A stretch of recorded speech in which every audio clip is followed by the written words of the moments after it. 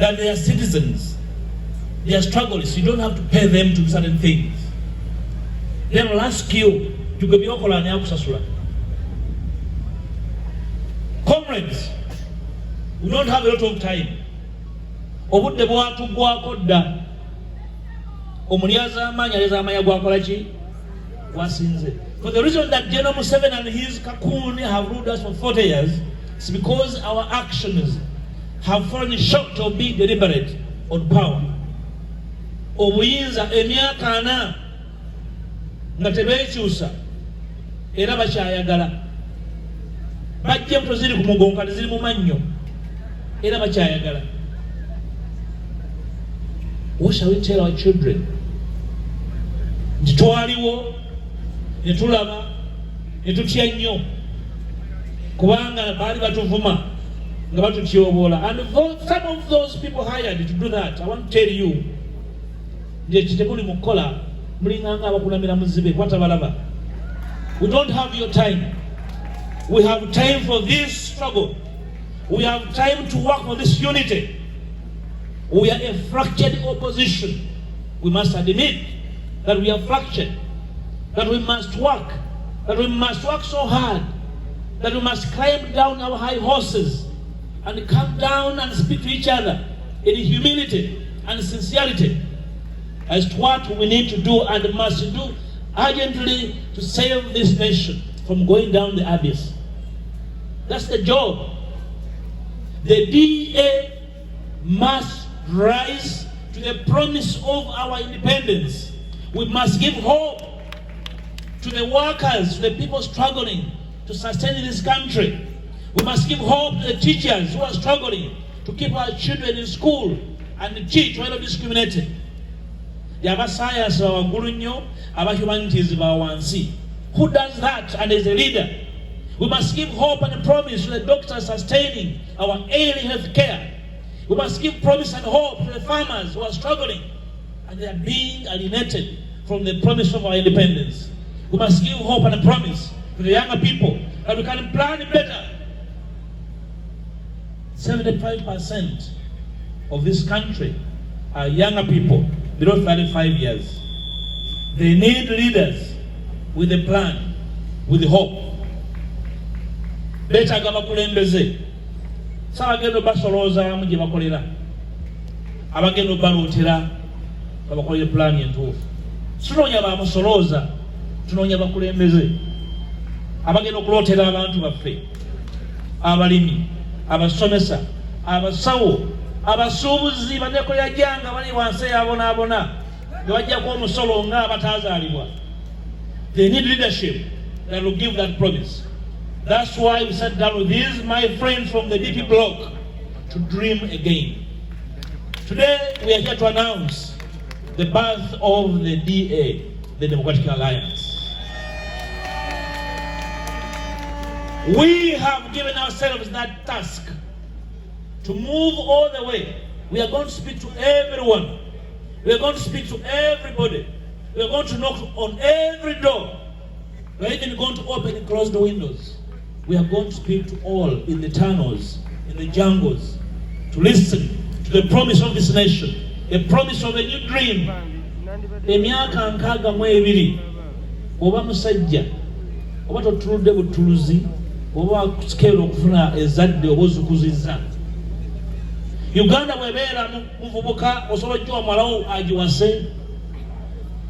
If Uganda were a young man looking for a wife, you'll be giving your daughter to a woman beater. Osobola okuwa mwalawo ekisajja ekikuba abakazi ku kyalo naye kimuwase. We must rekindle the promise of a progressive nation in our words and actions with humility. You saw these, our senior citizens who came, they have given me a document that contains the litany of their hopes, wishes, but also frustrations. Mukiwandiiko ekyo kye bampadde mulimu ebirooto byabwe bye baalina nga balina ebbeeni kiwanuka, ebirooto byabwe bye baalina nga batufuna obwetwaze, ebirooto ebyafa naye bazadde ffe abaana baabwe n'abazzukulu ekirema ggwe omwana oba omuzzukulu akikufunira. That's our task.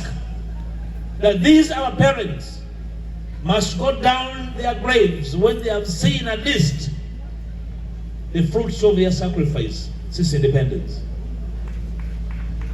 Olonga na uli yake na kwezo nganga manduwera bayali nganga beni chiwanuka ninga bayi olimu kuvuma familia beni makufa omumanyi nechi yali afanana tonabana kuzibula ngo stama.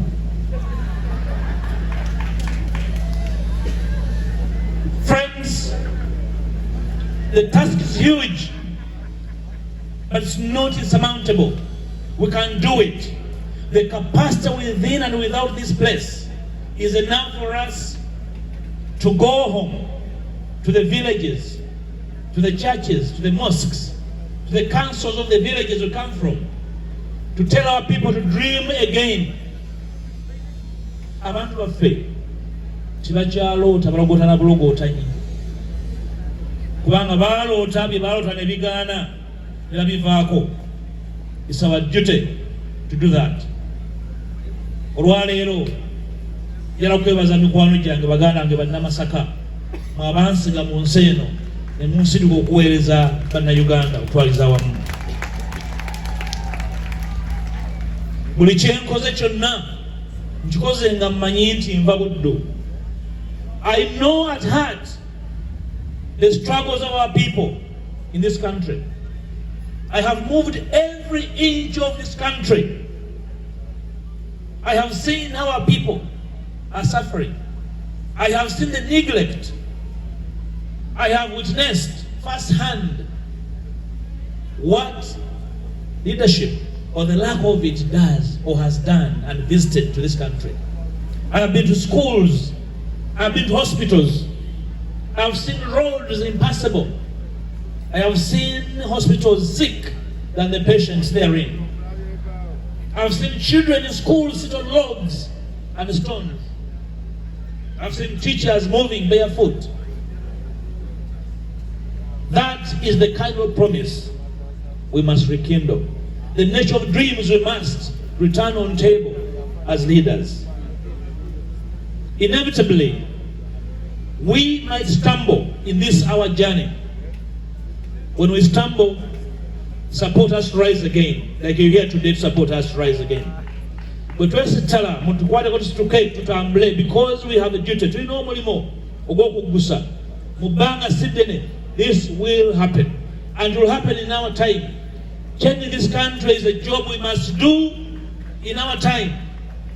Tetusobola kukwata abaana baffe netubalekera eggwanga erifaanana bwe riti, oba ffe abalimu ku mbavu n'amaaso eggwanga lifaanana bwe riti tuleke abaana baffe banaasobola n'okuva wansi ne babako kye bakola. For me and you, that is the job. Finally, comrades, when you go out there, speak against pettiness. Speak against divisionism. Speak about self-interest. Speak against the kind of spirit that has killed our struggle for the last 4 years. For the last 4 years, one group of actors has had occasion to speak about one person, the name of Mathias Mpuuga. Has been their business for 4 years. Unfortunately, we have lost time, opportunity, and space. Mpuuga bamunywera mu kyayi nga wa majaani, bwe bazuuka balogota na Mpuuga mutabani wa Nsamba. Tufiriddwa emyaka 4. Tewali kuteesa, tewali kutuula, tewali kwegeyaamu, tewali kuwuliziganya, tewali kuwangana magezi. I want to announce that I am around and I'm going nowhere. Today I'm even more energized to make that solemn promise that I'm ready for the task you'll ask me to do. I want to invite all of us, without prejudice, from wherever you come from, my brother Chamondo from Jema, The opposition must sit under one big tent.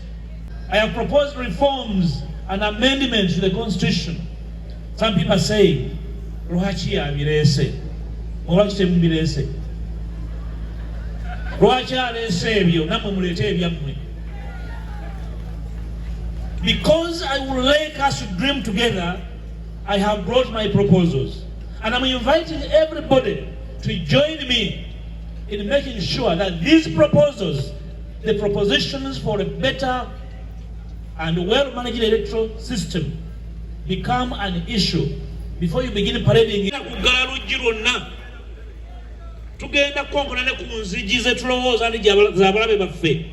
We shall knock on the doors of our enemies for the sake of this country. We shall speak to the people who ought never have spoken to for the sake of Aluma Matter, for the sake of my children. Tujja kugana abantu betolowooza nti balowooza kitono. N'abo abakufu, n'abanyiivu ennyo, n'abasanyufu ennyo. Abantu abo ab'emirundi ena ab'obulabe bemumanyi obulungi. Abanyiivu ennyo n'abasanyufu ennyo. Abayere ennyo n'abakufu ennyo. We shall look for them, speak to them, and ask them that we have one job to do to save this country from going down the abyss. This is the job me and you are here to promise. This country is a suffering nation. It's a sick country. People are sick. People are tired. People are injured. People are harmed. People need to be healed. We need healing. That healing must come from our common unity. Unity of purpose to deliver one single mission, saving this country from going under the abyss. A few months back, I proposed to my colleagues in Parliament and Parliament that we are going to engender a new framework that will give us a new outlook in the coming elections. Most of you are eager to participate in the next coming election. But then you ask, what difference will it make? What kind of difference will happen if we woke up today to participate in an election that makes no difference? To simply partake of a ritual that will not change the history of this country. I have proposed reforms in our electoral system. Decisions. I wake up every day to be better. They have been struggling. They need our common support to carry on the struggle. Abali ababalenga ne mugamba lwaki mabika akola nnyo, lwaki Lubega yakunga abantu. Ababo yabasibidde mu nyumba b'okunga. Come and we work. Please come and work. We have a big problem in the house. We have a big problem in this country that require our common effort, our common capacity, our different energies, our various efforts and energies and skills. They have done their part. Ajjajja b'omulwadde bw'obanga olowooza nti basobola kukulemberamu baakuyisa okwabya olumbe muleete omusika abaddira embigere. What olina musika? Respect them. When they have challenges like all of us, we shall speak to these challenges like mature people. Tujja kwogera ku nsonga ezitukwatako. Ensonga ya Uganda nene nnyo. Nene nnyo okusinga Mabike, okusinga Lubega Mukaaku, oba Lubuwa. Nene okusinga nze. I'm only a humble servant of the struggles of our people. Sinze nannyini ensonga eno. Ensonga y'abantu baffe. That's why we rise every day to make a difference. This platform, the Democratic Alliance, in the coming month, will transform into an electoral platform. It is beginning as a civic platform. In a few months, we are consulting. It will be an electoral platform which will sponsor candidates, including a president, members of parliament, mayors, councillors, everywhere.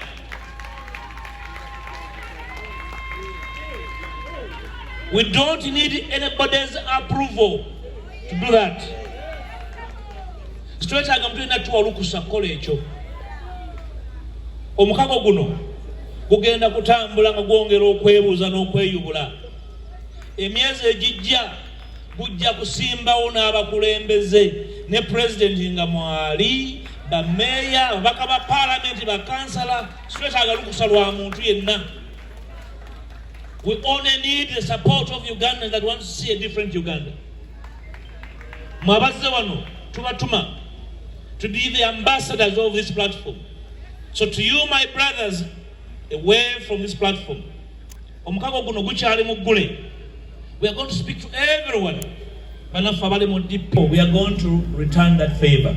Tugenda bawo budde tubatendeke, tubasomese, tubabulire ekyokukola, ate tubadeploying mugende mukole. Like we were trained and deployed. We owe you that duty. Ngenda bawo budde nga bwe nasuubiza era ntandise. How do we find ourselves in this kind of situation? One of us, a major pillar of our struggle, Dr. Besije, is in prison. And somehow life is moving on normally, as if nothing happened. Because the leading opposition party in Uganda is in deep slumber. Ekibiina ekisinga obunene mu opposition mu Uganda bali mu kufuluuta batadde n'ensaya. How does that happen? For the very first time, there's nothing going on. The last time I checked, the leader of that group was planning a big concert. That is the plan. The plan is lack of a plan.